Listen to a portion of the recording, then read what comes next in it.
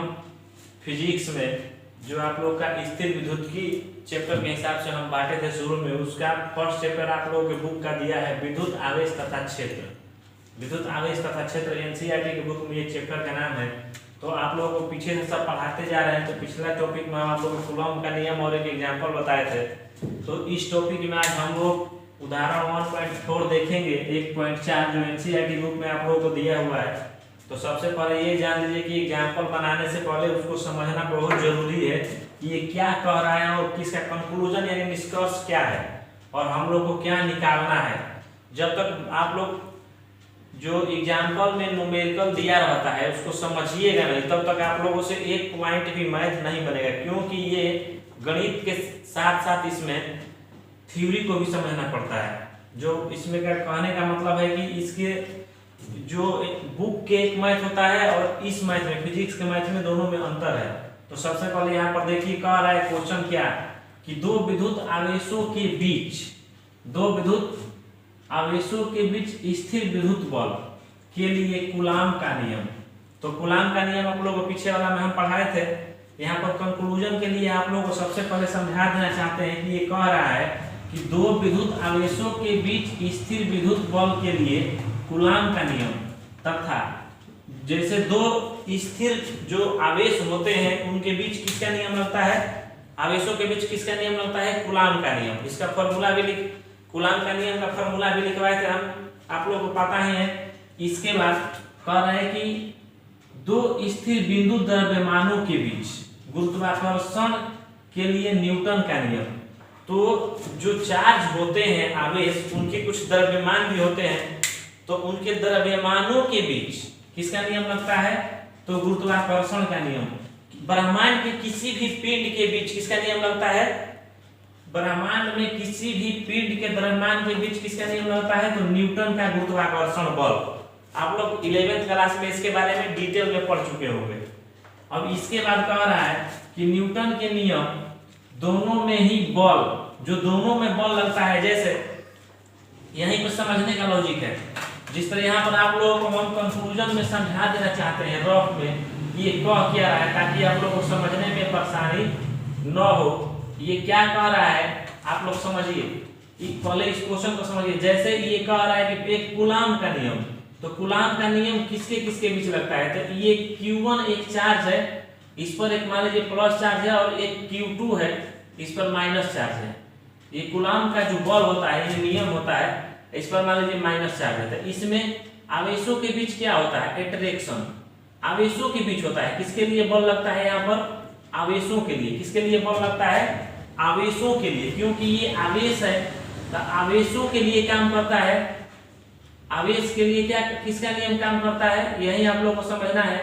आवेश के लिए कूलाम का नियम, किसका नियम, कूलाम का नियम। और इनके द्रव्यमान मान लीजिए Q1 Q2 आवेश है, इलेक्ट्रॉन प्रोटॉन मतलब आवेश है, तो इनके द्रव्यमान के लिए इस तरह M1 और M2 द्रव्यमान के लिए जो बल लगता है, इसमें तो सिर्फ अट्रैक्शन ही होता है, क्योंकि इसमें विकर्षण नहीं होता। M1 M2 मान लीजिए इनके द्रव्यमान के लिए, तो द्रव्यमान के लिए जो बल लगेगा यहाँ पर अट्रैक्शन करने वाला, तो ये किसके में नियम दिया था, यहाँ पर गुरुत्वाकर्षण बल लगता है। कौन सा बल लगता है, न्यूटन का गुरुत्वाकर्षण बल। मतलब द्रव्यमान के लिए गुरुत्वाकर्षण बल और आवेश के लिए कूलॉम बल कहिए, स्थिर स्थैतिक बल कहिए, जो कहना है इसको कह सकते हैं, या स्थिर विद्युत की बल भी कह सकते हैं, कूलॉम बल भी कह सकते हैं। यानी आवेशों के लिए स्थिर विद्युत की बल या कूलॉम बल लगता है, और जो द्रव्यमान होते हैं द्रव्यमान के लिए गुरुत्वाकर्षण बल लगता है न्यूटन का।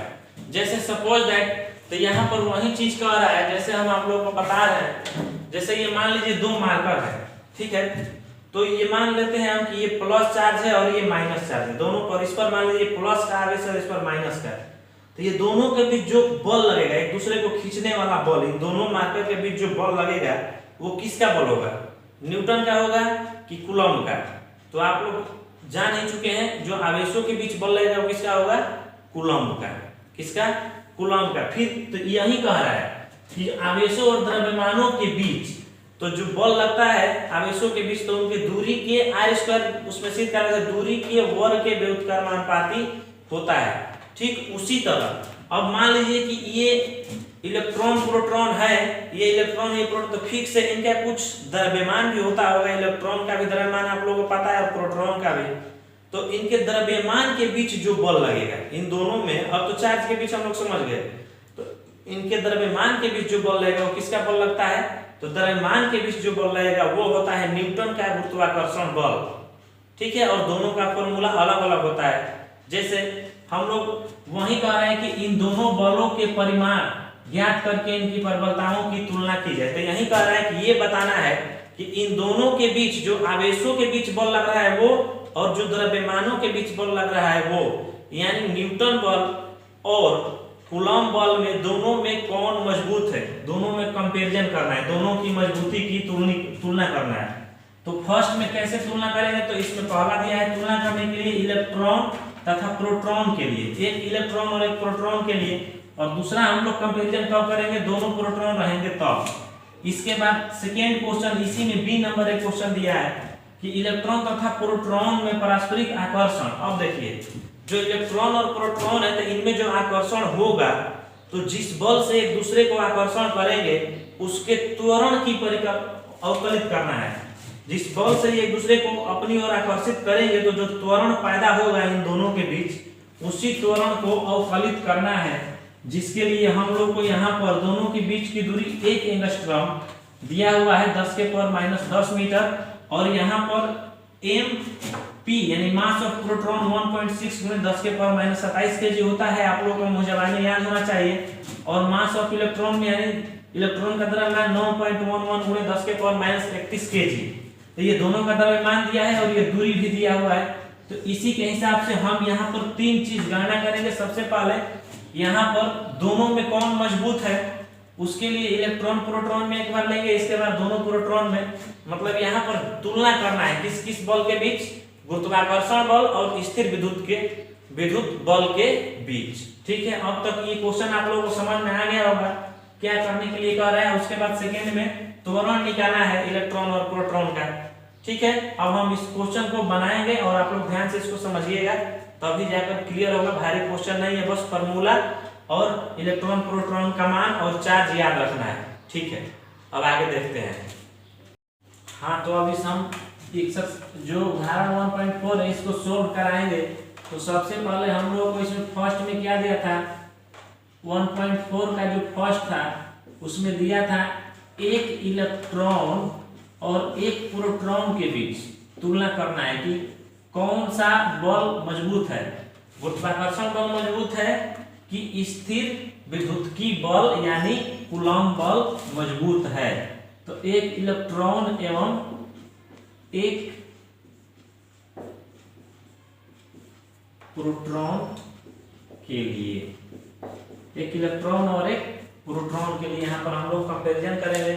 तो सबसे पहले यहाँ पर हम मान लेते हैं कि एक Q1 चार्ज है और ये किससे आवेशित है, मान लीजिए प्लस से, यानी कि ये इस पर कौन है, प्रोटॉन है। और यहाँ पर एक और है Q2 और ये किससे आवेशित है, तो ये मान लीजिए आवेशित है माइनस, यानी इस पर इलेक्ट्रॉन है।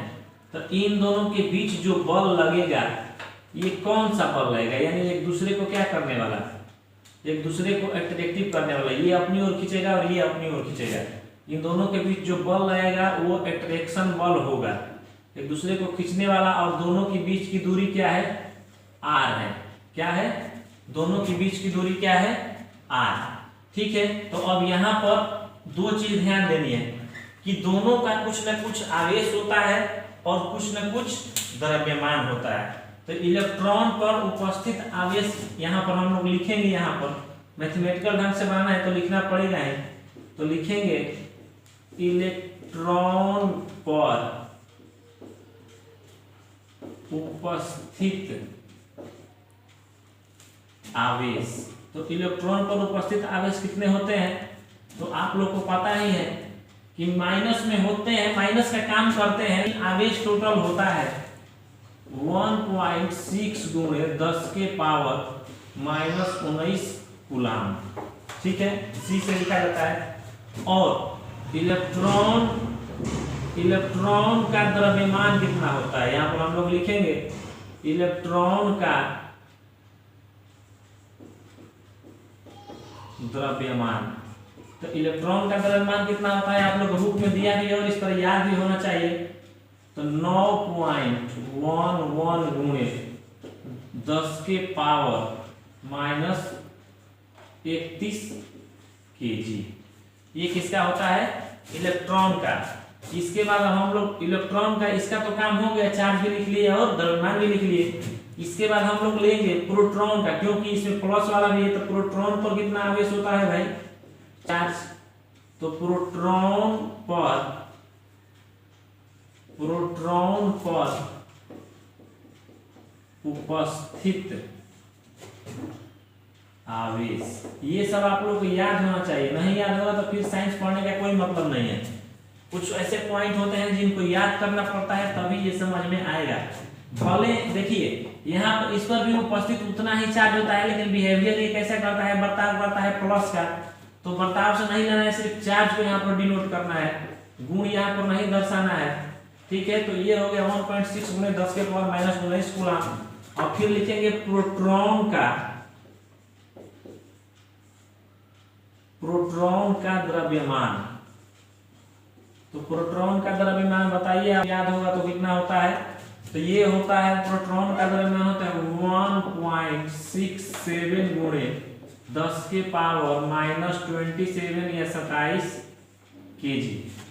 देखिए जो चीज हम लोग को चाहिए कि इलेक्ट्रॉन पर कितना चार्ज होता है वो भी मिल गया, इलेक्ट्रॉन में कितना द्रव्यमान होता है वो भी मिल गया, फिर प्रोटॉन पर कितना चार्ज चाहिए वो भी मिल गया, और प्रोटॉन का कितना द्रव्यमान होता है ये भी मिल गया। अब हम लोग क्या करेंगे कि अब हम आप लोगों को पीछे लिखवाए हैं कूलॉम का नियम। कूलॉम का नियम में जो दो आवेशों के बीच बल निकालने के लिए, तो इसको हम लोग कूलॉम के नियम को Fe से भी सूचित किया है। मतलब दो आवेशों के बीच बल निकालने के लिए Fe से हम लोग डिनोट करेंगे। जिस तरह इन दोनों आवेशों के बीच जो बल आएगा, आवेशों के बीच बल के लिए Fe को हम लोग लिखेंगे ताकि आप लोगों को समझ में आ जाए। यानी कूलॉम का नियम Fe बराबर क्या होता है? K × Q1। ठीक है, Q1 आइए क्या हो जाएगा? देखिए यहाँ पर इलेक्ट्रॉन पर उपस्थित आवेश Q1 और Q2 हम लोग ले लेंगे इलेक्ट्रॉन पर उपस्थित आवेश। जो एक चीज यहाँ पर हम लोग लिख लेंगे Q1 बराबर, ये मान लेते हैं Q1 बराबर इलेक्ट्रॉन पर उपस्थित आवेश। ठीक है, और Q2 बराबर यहाँ पर लिख लेंगे ताकि हम लोग को समीकरण बैठाने में आसानी रहेगी। Q2 बराबर प्रोटॉन पर उपस्थित आवेश, और यहाँ पर इसको हम लोग लिख लेंगे M1 बराबर इलेक्ट्रॉन का द्रव्यमान, और यहाँ पर फिर लिख लेंगे M2 बराबर प्रोटॉन का द्रव्यमान। ठीक है, Q1 बराबर इलेक्ट्रॉन पर उपस्थित आवेश और M1 बराबर इलेक्ट्रॉन का द्रव्यमान। ठीक है, Q2 बराबर प्रोटॉन पर उपस्थित आवेश और M2 बराबर प्रोटॉन का द्रव्यमान। ठीक है, तो Fe बराबर Q1 × Q2 बाई R²। यही हम लोग का क्या होता है? स्थिर विद्युतीय बल का फॉर्मूला कहिए या स्थिर बल का फॉर्मूला कहिए, जो कहना है इसको बोल सकते हैं। ठीक है, कूलॉम का नियम से यही ना आता है हम लोगों का। तो यहाँ पर हम क्या करेंगे? देखिए Fe हम लोग Fe से हम लोग डिनोट करते हैं, या हम लोग एक चीज और यहाँ पर लिख सकते हैं कूलॉम बल बराबर लिख लीजिए ताकि आप लोगों को समझने में आसानी रहेगी।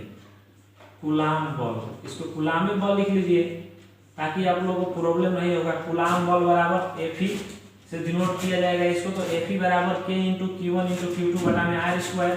तो Fe बराबर हम लोग कांस्टेंट की वैल्यू कितना रखते हैं यहाँ पर कूलॉम में?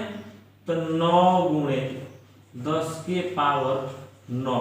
ठीक है, और इसके बाद चार्ज हम लोग का क्या होता है? तो Q1 और Q1 की वैल्यू दोनों का सेम है। तो 1.6 गुणे 10 के पावर -19, फिर यहाँ पर गुणा लेंगे तो 1.6 गुणे 10 के पावर -19। बहुत लड़के ये सोच रहे होंगे कि दोनों में माइनस, ये एक को माइनस नहीं कर रहे हैं। तो इसलिए नहीं कर रहे हैं क्योंकि यहाँ पर सिर्फ चार्ज लेना है, उन लोगों का गुण नहीं लेना है, केवल उनका मान लेना है इसीलिए। और हम लोग का R कुछ नहीं दिया है, तो R² को हम लोग ऐसे ही छोड़ देंगे। ठीक है, थोड़ा सा बस दिमाग लगाइएगा आप लोग। यहाँ पर जो समझा रहे हैं और कुछ नहीं है, Fe मतलब कूलाम बल। तो यानी दोनों आवेशों के बीच कूलाम बल क्या रहेगा, यानी विद्युत बल क्या रहेगा, आवेशित बल कौन रहेगा, इसी को बोला जाता है बहुत चीज। तो अब इसको हम लोग सोल्यूशन कराते हैं। देखिए छोटा फॉर्म में लिएंगे तो Fe इक्वल टू, सबसे पहले क्या करेंगे, जितने भी डिजिट हैं 9 गुणे 1.6 गुणे 1.6 गुणे, और पावर वाले जो यहाँ पे करेंगे तो 10 के पावर 9, 10 के पावर माइनस 19 और 10 के पावर माइनस 19। तो यहाँ पर हम लोगों को मिलेगा 10 के पावर 9, ये माइनस माइनस प्लस होगा लेकिन साइन रहेगा माइनस का 38 बटा में क्या हो जाएगा आर स्क्वायर। ठीक है, तो हम लोग का Fe बराबर देखिए कितना आएगा। अगर हम लोग इस टोटल को कैलकुलेट कराते हैं, इसको गुणा हम करा चुके हैं, आप लोग करा लीजिएगा, तो ये 23.04, 9 16 16 गुणा करेंगे 23.04 रहेगा, और ये हो जाएगा गुणे 10 के पावर, इसको मान लीजिए 9 घटेगा 38 में से तो कितना होगा माइनस 29, और ये हो जाएगा आर स्क्वायर। और ये क्या है, देखिए बल है ना Fe बल, तो इसको न्यूटन से भी लिखते हैं, और ये हो जाएगा इक्वेशन फर्स्ट, न्यूटन से बल को सूचित किया जाता है। इसको उतारिए, तब इसके बाद हम समीकरण 2 लेंगे, समीकरण फर्स्ट को उतारिए और समीकरण 2 और समीकरण 1 दोनों को लेकर कंपैरिजन कराया जाएगा, कौन किससे बड़ा है आपको पता चल जाएगा। उतारिए, तो हम लोग देखते हैं कि हम लोग का इक्वेशन फर्स्ट Fe बराबर 23.04 गुणे 10 के पावर माइनस 29 बटा में आर स्क्वायर आ गया है। तो ये हम लोग का कौन सा बल है, कूलॉम बल है। कौन सा बल है, कूलॉम बल कहिए या स्थिर विद्युत की बल कहिए, आवेशों के बीच लगने वाला बल कहिए। अब इसके बाद हम लोग कूलॉम बल की तो आ गया हम लोग का, लेकिन अब न्यूटन यानी दोनों द्रव्यमानों के बीच लगने वाला बल की गणना करेंगे। तो दोनों द्रव्यमानों के बीच यानी लगने वाला गुरुत्वाकर्षण बल को हम लोग Fg से सूचित करेंगे। Fg इक्वल टू, या लिख सकते हैं ऐसे भी, गुरुत्वाकर्षण बल, गुरुत्वाकर्षण बल बराबर Fg। गुरुत्वाकर्षण बल बराबर हम लोग क्या लिख सकते हैं, बड़ा F और नीचे G। तो आप लोगों को गुरुत्वाकर्षण बल का फॉर्मूला 11th क्लास में पढ़ाया गया है। Fg यानी गुरुत्वाकर्षण बल बराबर क्या होता है, G बड़ा G, जो इसका वैल्यू आप लोगों को पता ही होना चाहिए, बड़ा G का क्या होता है, और बड़ा G इसके बाद द्रव्यमान m1 इंटू m2 बटा में आर स्क्वायर। ठीक है, m1 इंटू m2 बटा में आर स्क्वायर। और यहाँ से हम देखिए इलेक्ट्रॉन प्रोटॉन दोनों का द्रव्यमान लेंगे, तो इलेक्ट्रॉन प्रोटॉन दोनों का द्रव्यमान, तो m1 इलेक्ट्रॉन का द्रव्यमान है और m2 प्रोटॉन का द्रव्यमान है। आर स्क्वायर इसमें भी नहीं दिया है, और g का भी एक कुछ मान होता है। तो अब यहाँ से हम लोग वैल्यू पुट करना स्टार्ट कर रहे हैं कि Fg बराबर कितना इक्वेशन आएगा। तो g की वैल्यू कितनी होती है, 6.67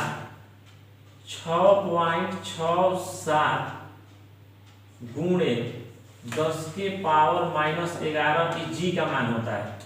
ठीक है, और फिर गुणा कराएंगे m1 यानी इलेक्ट्रॉन का द्रव्यमान, m1 यानी इलेक्ट्रॉन का द्रव्यमान दिया है यहाँ आप लोगों की बुक में, तो 9.11 गुणे 10 के पावर माइनस कितना होता है 31।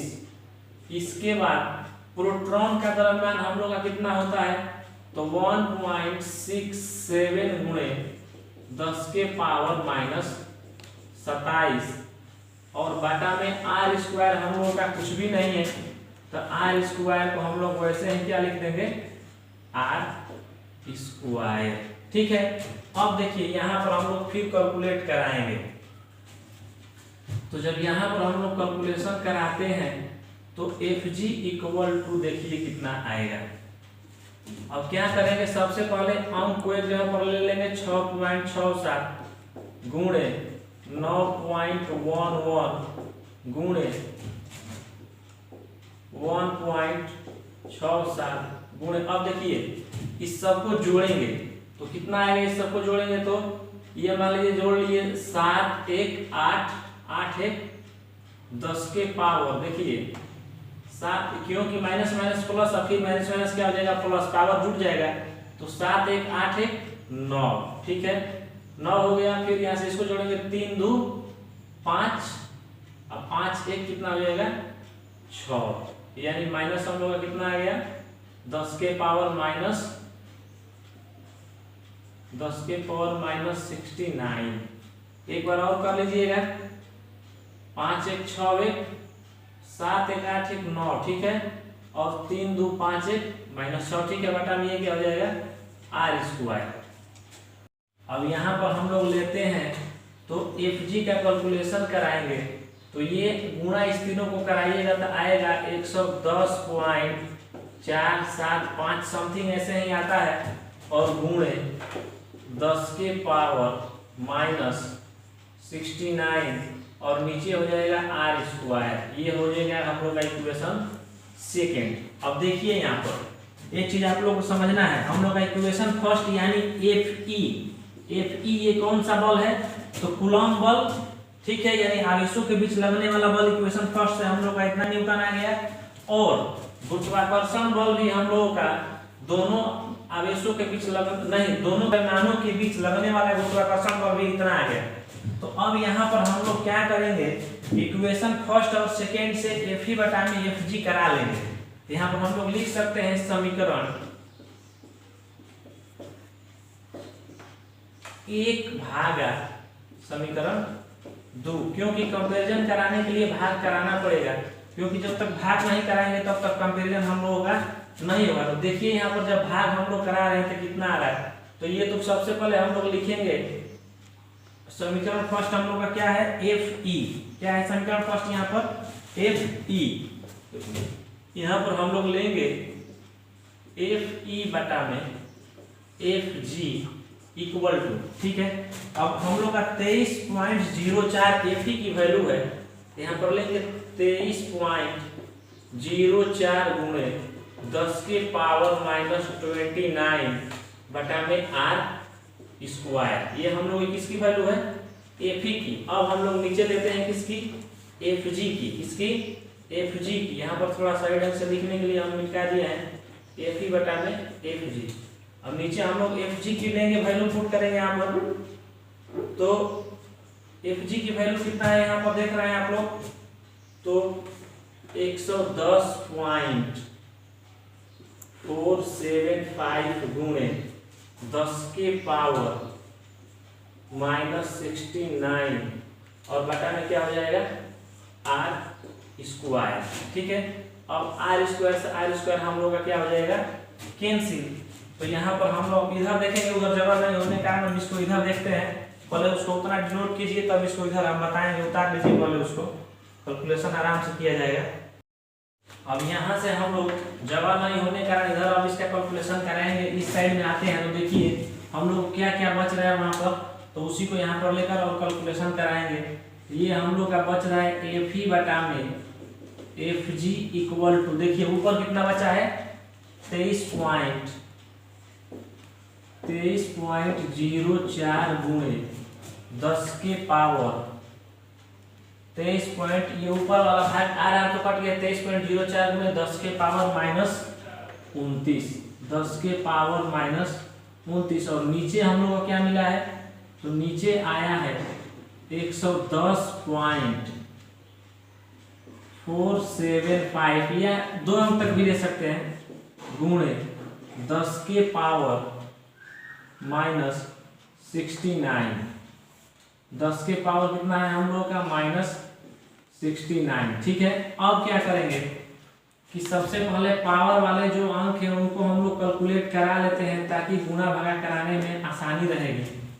तो देखिए जब इसको हम लोग कराएंगे तो ये हो जाएगा 23.04 बटा में 110.475 गुणे, अब ये हो जाएगा 10 के पावर माइनस 29, और ये देखिए ऊपर चला जाएगा, हम लोग का ये -59 है, तो ये ऊपर जाएगा तो क्या हो जाएगा प्लस क्या हो जाएगा 59, माइनस तो ऊपर गया तो 59 हो गया ना 10 के पावर में, ठीक है। अब इसको हम लोग कैलकुलेट अगर कराते हैं FE इक्वल टू FG, अब देखिए जब हम लोग 23.04 है, अगर इसमें हम लोग 110 पॉइंट कैलकुलेटर से आप लोग करा सकते हैं, 110.475 से जब हम लोग कराएंगे यहाँ पर भागा तो ये आएगा 0.227, ऐसे ही कुछ समथिंग आएगा, इतना आएगा। मतलब 3 अंक तक ही लिया जाता है, हम 3 अंक तक ही लिए हैं और गुणे 10 के पावर यहाँ पर कितना हो जाएगा, 10 के पावर हो जाएगा 40। ठीक है, तो यहाँ पर एक स्टेप और हम लोग लिख सकते हैं, Fe बटा में Fg इक्वल टू, अगर हम लोग 2 को यहाँ पर ले लेते हैं तो ये हो जाएगा 2.27 गुणे 10 के पावर, इसमें से एक पावर घट जाएगा क्योंकि इधर गया तो इधर से घट जाएगा, तो ये 10 के पावर कितना हो जाएगा 39 न्यूटन। इतना भी लिख सकते हैं, नहीं तो आप लोग के बुक में दिया है ये Fe बटा में Fg इक्वल टू 2 पॉइंट, ये एक जुड़ जाएगा तो ये 3 हो जाएगा, ये 2.3 गुणे 10 के पावर 29 न्यूटन। यह 2.4 भी दिया होगा लेकिन एक्यूरेट मान नहीं लेकर चलने की वजह से ये हुआ है, ये भी सही है और वो भी सही है, मतलब लगभग पॉइंट के बाद 2 के बाद पॉइंट का उतना वैल्यू नहीं रहता है, मतलब इतना न्यूटन। तो जो हम लोग का Fe है यहाँ पर हम लोग देखिए यही से अंदाजा लगा लेंगे, Fe है जो बराबर है कितना 2.3 गुणे 10 की पावर 39 गुना किसका Fg का। तो इसमें कौन बड़ा हुआ, यानी हम लोग का जो Fe है कूलॉम बल है Fg से इतना गुना ज्यादा बड़ा है, यानी कूलॉम बल क्या हुआ बड़ा हुआ। यानी यहाँ पर हम लोग लिख सकते हैं कि स्थिर विद्युत बल, या इसको कूलॉम बल भी लिख सकते हैं, कूलॉम बल ग्रेटर देन, माने बड़ा है किससे, गुरुत्वाकर्षण बल से, गुरुत्वाकर्षण बल से। मुझे उम्मीद है ये आप लोगों को 100% समझ में आया होगा, क्योंकि हम गुणा भागा भी पार्ट बाई पार्ट आप लोग कराते गए हैं। तब तक इसको उतारिए। अब इसमें एक और मैथ है जिसमें आप लोग 2 प्रोटॉनों के बीच लेंगे और इलेक्ट्रॉन प्रोटॉन का त्वरण निकालेंगे। ठीक है, उतारिए इसको, उतारिए इस पॉइंट को। अब लेते हैं 2 प्रोटॉनों के लिए यहाँ पर, तो 2 प्रोटॉनों के लिए यहाँ पर वहाँ पर इलेक्ट्रॉन प्रोटॉन दोनों के लिए था, थोड़ा शॉर्ट कट में इसको बताएंगे, आप लोग समझ लीजिएगा, बिल्कुल ही समझ में आएगा। जैसे मान लेते हैं यहाँ पर शॉर्ट कराने के लिए एक चार्ज यहाँ पर एक Q1 जिस पर प्लस चार्ज है प्रोटॉन है, और एक यहाँ पर चार्ज है Q2, कौन सा चार्ज है Q2, और इस पर भी प्लस चार्ज है। ठीक है, तो इन दोनों के बीच क्या होगा, एक दूसरे को क्या करेंगे, ये प्रतिकर्षित करेंगे, धकेलेंगे। तो जिस बल से धकेलेंगे इन दोनों के बीच की दूरी क्या है r। ठीक है, चार्ज भी इन दोनों पर कितना होता है, तो चार्ज पर होता है 1.6 गुणे 10 के पावर -19। इस पर भी कितना चार्ज होता है 1.6 गुणे 10 के पावर -19 कूलाम। ये भी क्या होगा कूलाम। तो सबसे पहले हम लोग यहाँ पर Fe निकालेंगे। तो Fe के लिए हम फॉर्मूला आप लोग लिखवा ही चुके हैं, Fe इक्वल टू, तो डायरेक्ट हम लोग करें Fe इक्वल टू क्या होता है। तो सबसे पहले हम लोग इसका फॉर्मूला लिखेंगे, तो K into Q1 into Q2 बटा में R स्क्वायर। ठीक है, तो अब यहाँ से हम लोग लेते हैं Fe इक्वल टू, तो K की वैल्यू हम लोग हो जाएगी 9 गुणे 10 की पावर 9 गुणे Q1 की वैल्यू कितनी है, तो Q1 मतलब चार्ज कितना है इस पर प्लस है, तो 1.6 गुणे दोनों प्रोटॉन है 10 के पावर -19, ये भी क्या होगा 1.6 गुणे 10 के पावर -19, 1.6 गुणे 10 के पावर 19 गुणे 1.6 गुणे 10 के पावर -19, और दूरी हम लोग की नहीं दी हुई, किसी पर क्या लिखेंगे r स्क्वायर। ठीक है, डायरेक्ट यहाँ पर या एक लाइन और हम लोग लिख सकते हैं इसको,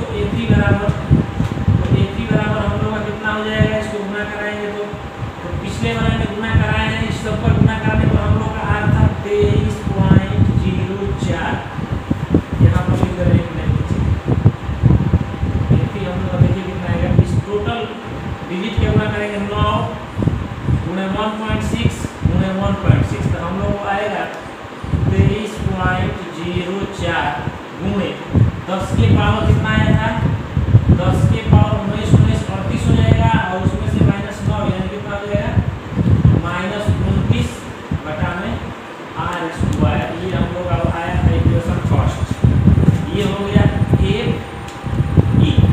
ठीक है, अब FE हम लोग का इतना आ गया। इसी तरह हम लोग FG ले लेंगे, तो FG यहाँ पर हम लोग लेते हैं, तो FG का फॉर्मूला क्या होता है, तो ये होता है G into M1 into M2 बटा में r स्क्वायर। ठीक है, तो FG, तो G इन लोगों का क्या होता है, द्रव्यमान, मास। ठीक है, तो प्रोटॉन का द्रव्यमान कितना, पहले तो हम लोग G यहाँ पर लेंगे।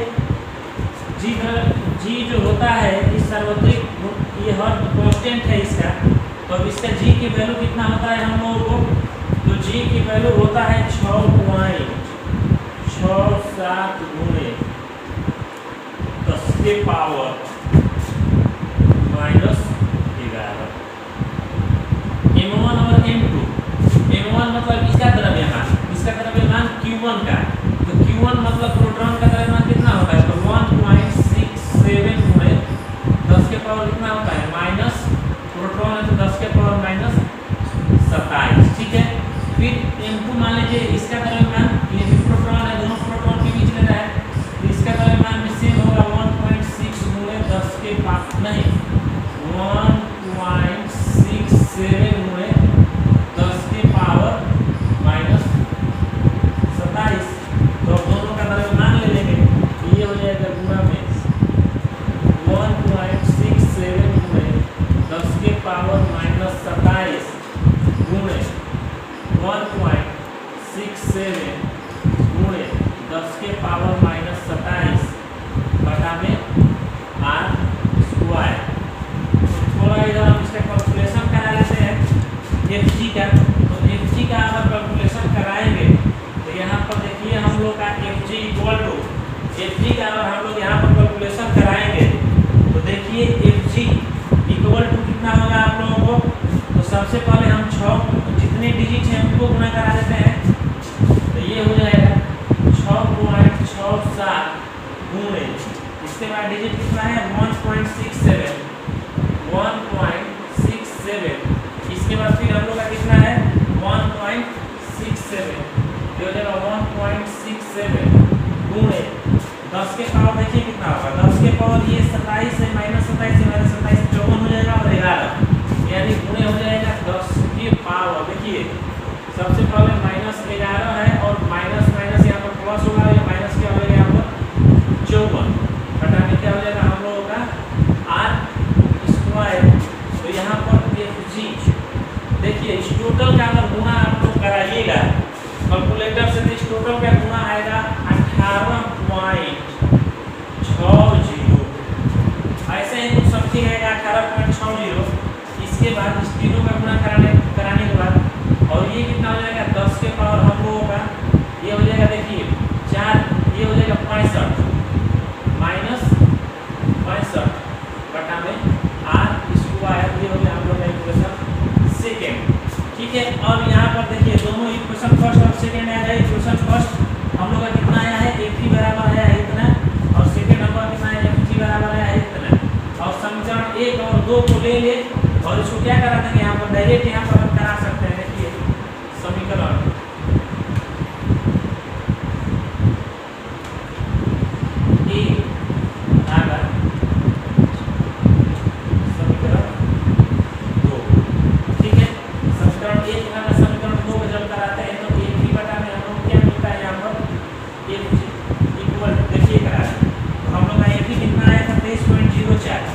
ये हम लोग का हो जाएगा 23.04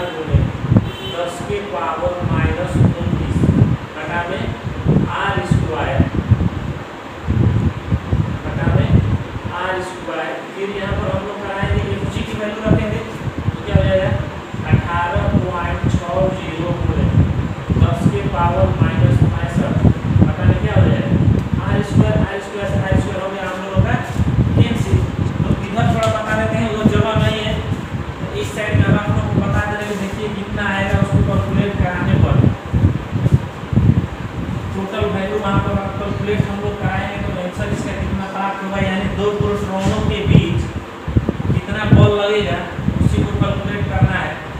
उतना तो आ गया, उसके बाद आप लोग खुद से करा सकते हैं, लेकिन हम तो कराना पड़ेगा मुझको। अब देखिए यहाँ पर तो एफ ई बटा में F G equal to R हम लोग का कट गया, आर स्क्वायर यहाँ पर कितना बच गया 23.04। तो ऊपर हम लोग को ऊपर बचा है 23.04 गुणे 10 के पावर माइनस 29, और नीचे कितना बचेगा तो 18.60 गुणे 10 के पावर माइनस कितना है 65। ठीक है, जब इसमें हम लोग भागा कराएंगे इससे एफ ई बटा में एफ जी, तो आप लोग कैलकुलेटर से भागा करा सकते हैं। इसको कराने इस दोनों का भागा कराने दी जाएगा 1.237, ऐसे ही पूछा जाएगा 1.237, और पावर हम लोग का क्या हो जाएगा 10 के पावर ऊपर है माइनस 29, और जब ये ऊपर जाएगा तो क्या हो जाएगा प्लस 62। ठीक है, यानी एफ ई बटा में एफ जी इक्वल टू लगभग में आएगा 1 पॉइंट, ये एक अंक देगा तो 1 पॉइंट हम लोग का ये क्या हो जाएगा 1.3। ये टोटल क्या है 3 के एक के करीब, 2 के बाद 3 आता है उसके करीब है, तो 1.3 हम लोग इसको लिख सकते हैं। लगभग 1.3 गुणे 10 के पावर कितना होगा, ये 65 इसमें से 29 घटेगा तो घटाइए ना, 10 के पावर हम लोग यहाँ पर मिल जाएगा कितना है 36, कितना मिल जाएगा 36। यानी ये इन दोनों की तुलना कितनी होगी, इतने आएगा, मतलब 1.3 में 10 के पावर 36 आंसर होगा। दो प्रोटॉनों के बीच लगने वाला बल न्यूटन में भी लिख सकते हैं या ऐसे भी छोड़ सकते हैं, कोई दिक्कत नहीं है। इसके बाद हम देखेंगे इलेक्ट्रॉन प्रोटॉन के बीच जो हम लोग का त्वरण लगता है उसके बारे में। ठीक है, इसको उतारिए। अब इसमें देखिए जो बी नंबर क्वेश्चन था उसमें दिया था मास ऑफ प्रोटॉन और मास ऑफ इलेक्ट्रॉन और दूरी, और इसमें क्या निकालना था इलेक्ट्रॉन और प्रोटॉन दोनों का त्वरण। हम इलेक्ट्रॉनों के त्वरण के लिए निकालेंगे, तो सबसे पहले इलेक्ट्रॉन के त्वरण के लिए किस फार्मूला का इस्तेमाल किया जाएगा उसके बारे में देखा जाएगा। तो एक फार्मूला हम लोग का होता है बल बराबर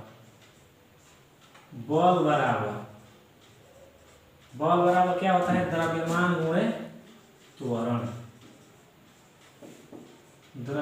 गुणे त्वरण, तो इसी फार्मूला से अगर हम लोग त्वरण निकालते हैं तो त्वरण बराबर हम लोग को क्या मिलेगा बल बटा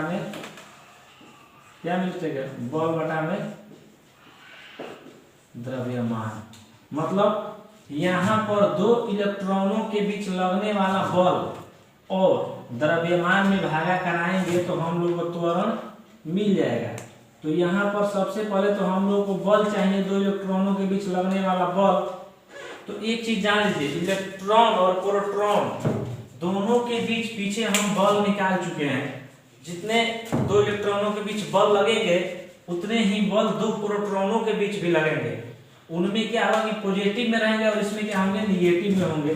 तो यहाँ पर दो इलेक्ट्रॉनों के बीच लगने वाले बल के लिए हम लोग एफ ई बराबर क्या लिख सकते हैं, तो उसमें दूरी नहीं था लेकिन इसमें दूरी दिया हुआ है। तो सबसे पहले एफ ई बराबर हम लोग लिख सकते हैं यहाँ पर 23.04 गुणे 10 के पावर माइनस 29 बटा में दूरी यहाँ पर हम लोग को दिया है 10 के पावर माइनस 10 मीटर का हो जाएगा स्क्वायर।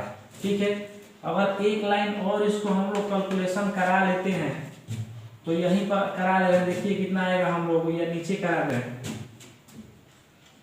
तो हम लोग को मिल जाएगा एफ ई इक्वल टू देखिए 23.04 गुणे 10 के पावर माइनस 29, और ये दोनों पावर का गुणा हो जाएगा तो 10 के पावर क्या हो जाएगा 20, 10 दूना 20, यानी 10 के पावर 20 और ये 20 ऊपर चला जाएगा तो क्या हो जाएगा 10 के पावर प्लस 20। ठीक है, क्लियर है। और नीचे अब कुछ नहीं रहेगा तो हम लोग का एफ ई कितना आ गया, एफ ई हम लोग का आ जाएगा 23.04 गुणे 10 के पावर माइनस 9। ठीक है, अब इलेक्ट्रॉन का द्रव्यमान कितना होता है ये लिखेंगे हम लोग। तो इलेक्ट्रॉन का द्रव्यमान हम लोग को पता है, डायरेक्ट हम त्वरण निकाल दे रहे हैं। तो त्वरण बराबर हम लोग का हो जाएगा Fe बटा में m, m1 या m यानी इलेक्ट्रॉन का द्रव्यमान। तो Fe की वैल्यू हम लोग कितनी आ गई 23.04 गुणे 10 के पावर -9, और बटा में देखिए इसका द्रव्यमान कितना होता है इलेक्ट्रॉन का, तो ये होता है 9.11 गुणे 10 के पावर -31। अब यहाँ पर हम लोग त्वरण कैलकुलेट कराएंगे तो हम लोगों को मिलेगा, देखिए 23.04 में 9.11 में जब भागा कराएंगे तो ये हम लोग को मिलेगा 2.57। इस दोनों में भाग करा कर देख लीजिएगा, और ये हो जाएगा 10 के पावर -9 और +31। ठीक है, तो अब देखिए हम लोग का त्वरण आ गया इलेक्ट्रॉन का 2.57 गुणे 10 के पावर, ये 31 में से 9 घटेगा तो कितना होगा 22 मीटर पर सेकेंड स्क्वायर। ये हो गया इसका आंसर। यानी दो इलेक्ट्रॉनों के बीच जो त्वरण उत्पन्न होगा वो होगा 2.5 भी लिख सकते हैं, 7 को छोड़ देंगे, 2.5 2.5 में 10 के पावर 22 मीटर पर सेकेंड स्क्वायर। अब इसके बाद हम लोग लेंगे प्रोटॉनों के लिए, तब तक इसको आप लोग उतार लीजिए। इसके बाद जिस तरह उसमें इलेक्ट्रॉनों के लिए हम लोग निकाले थे ना, तो यहाँ पर बस कुछ नहीं करना है, जहाँ जहाँ पर इलेक्ट्रॉन है वहाँ पर प्रोटॉन कर देना है और सिर्फ द्रव्यमान चेंज कर देना है। देखिए क्योंकि प्रोटॉनों के लिए त्वरण, तो फॉर्मूला तो यही होगा, त्वरण बराबर बल बटा में द्रव्यमान Fe। तो हम आप लोगों को शुरू में ही बता चुके हैं कि दो प्रोटॉनों के लिए या दो इलेक्ट्रॉनों के लिए जो बल लगेगा वो बराबर होगा। तो देखिए Fe भी इतना ही होगा 23.04 गुणे 10 के पावर -9। ये पीछे हम सिद्ध करवा चुके हैं दो प्रोटॉनों के बीच कितना बल लगता है। तो हम लोग को त्वरण के लिए Fe मिला हुआ है, बस एक ही चीज यहाँ पर बदला जाएगा हम लोगों का, वो क्या है, तो वो है हम लोगों का द्रव्यमान, यानी प्रोटॉन का द्रव्यमान अलग होता है। तो अब इस वैल्यू को हम लोग यहाँ पर पुट करेंगे, Fe के जगह पर क्या लेंगे, तो 23.04 गुणे 10 के पावर -9 बाटा में। अब देखिए प्रोटॉन का द्रव्यमान हम लोग कितना होता है 1.67 गुणे 10 के पावर माइनस कितना होता है 27। कितना होता है -27। ठीक है, तो अब इसको हम लोग जब हल कराएंगे तो त्वरण इक्वल टू, देखिए अब ये 23.04 जो दिया है, अगर इसमें हम लोग इससे भागा कराते हैं तो हम लोगों को मिलेगा 13.79 मतलब इस दोनों में भाग करने पर 13.7964 समथिंग ऐसा ही मिलता है 64 13.7964। ठीक है, इसके बाद अब देखिए ये गुणा हो जाएगा, तो 10 के पावर ऊपर हम लोग का -9 है, आइए ऊपर जाएगा तो प्लस कितना हो जाएगा 36, नहीं कितना है 27, ऊपर प्लस में क्या हो जाएगा 27। ठीक है, अब यहाँ से हम लोग त्वरण इसका निकालते हैं, तो त्वरण इक्वल टू 13.79 तक ही लेंगे, गुणे ये 10 के पावर कितना हो जाएगा, तो 10 के पावर हम लोग को मिल जाएगा 9 इसमें से घटाएंगे तो 9 ये हो जाएगा 18। कितना हो जाएगा 18। अब लास्ट है लाइन, देखिए यहाँ पर त्वरण बराबर हम लोग का क्या हो जाएगा, तो एक पॉइंट इधर ले लेते हैं तो 1 पॉइंट, ठीक है 1.379 गुणे 10 के पावर एक पॉइंट इधर आएगा, क्या हो जाएगा 19। ठीक है, यह एक्यूरेट मान हम लोग का हो जाएगा त्वरण बराबर 1.4 गुणे, ये एक इसमें जुड़ जाएगा 10 के पावर 19 मीटर पर सेकेंड स्क्वायर, यानी ये दो प्रोटॉनों के बीच का त्वरण वही हम लोग का क्या होगा आंसर होगा। और कैसा वीडियो लगा आप लोग देख कर बताइए, और लाइक और सब्सक्राइब जरूर कीजिए। 3 था तो एक जुड़ जाता है, इसमें 5 से ज़्यादा आने पर, इसलिए वो हो गया 1.4। ठीक है, आप लोगों को समझ में आ गया होगा। अगले टॉपिक में आप लोगों से मिलेंगे।